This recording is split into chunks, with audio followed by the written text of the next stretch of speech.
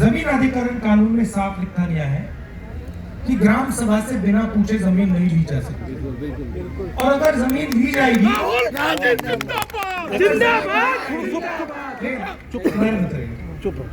अगर जमीन ली जाएगी तो मार्केट रेट से 4 गुना ज्यादा पैसा दिया जाएगा।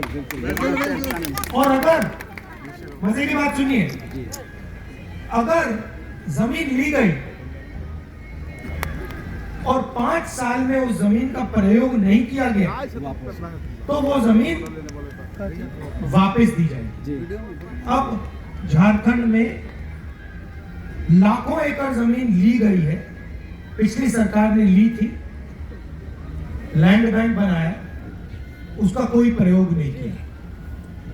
तो यहां के आदिवासियों ने मुझे कहा, और सही कहा, कि 5 साल हो गए, ये जमीन अब वापस जानी चाहिए, हमें वापस मिलनी चाहिए, किसका कोई प्रयोग नहीं हुआ। तो ये एक आदिवासियों के सामने सबसे बड़ा मुद्दा है। दूसरा मुद्दा सामाजिक न्याय का मुद्दा। आजकल क्या है, रिजर्वेशन में 50% का कैप लगा रखा है। आप जानते हो 50% से ज्यादा रिजर्वेशन देश में दिया नहीं जा सकता। अब किसी को नहीं मालूम कि हिंदुस्तान में किस वर्ग की कितनी आबादी है। अगर मैं आपसे पूछूं, यहाँ पे पिछड़े वर्ग के लोग हैं, आदिवासी वर्ग हैं, दलित लोग हैं, अगर मैं आपसे पूछूं भैया मुझे बताओ इस देश में पिछड़े वर्ग के कितने लोग हैं, यहाँ पे कोई जवाब नहीं दे सकता है। बताओ कितने लोग हैं पिछड़े वर्ग के? देखो आंकड़ा नहीं है। आदिवासी का पूछूं, दलित का पूछूं, जनरल कास्ट का पूछूं, किसी को कुछ नहीं मालूम। अब आप मुझे बताइए, कहा जाता है कि देश में 8% आदिवासी, 15% दलित, 8 और 15 कितना हुआ? 23। कहा जाता है 50% ओबीसी वर्ग, कितना हुआ? 73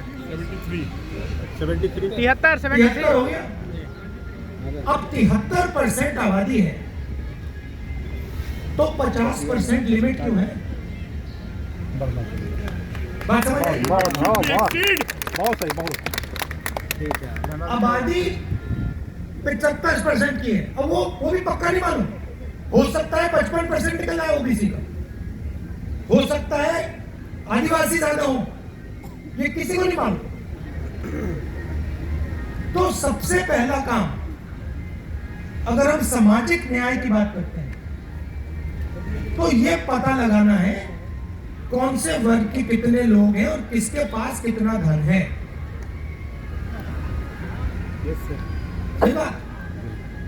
आदिवासी 8% है, देश का कितना धन उनके हाथों में है? पिछड़े लोग 50% हैं, देश का कितना धन उनके हाथों में है? ये सबसे बड़ा देश के सामने सवाल।